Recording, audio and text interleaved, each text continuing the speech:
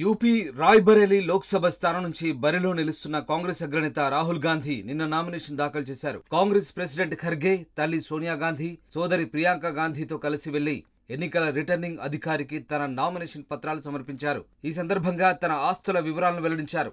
తనకు 20 కోట్ల ఆస్తులు ఉన్నట్లు ఎన్నికల అఫిడవిట్లో పేర్కొన్న రాహుల్ సొంత కారు కానీ ఫ్లాట్ కానీ లేవని తెలిపారు. ఆ 20 కోట్ల నికర సంపదలో చరాస్తులు 9.24 కోట్లు. ఇందులో మార్చి 15 నాటికి తన చేతిలో 55,000 నగదు, 2 బ్యాంక్ అకౌంట్లలో 26,25,157 రూపాయలున్నట్లు అఫిడవిట్లో తెలిపారు.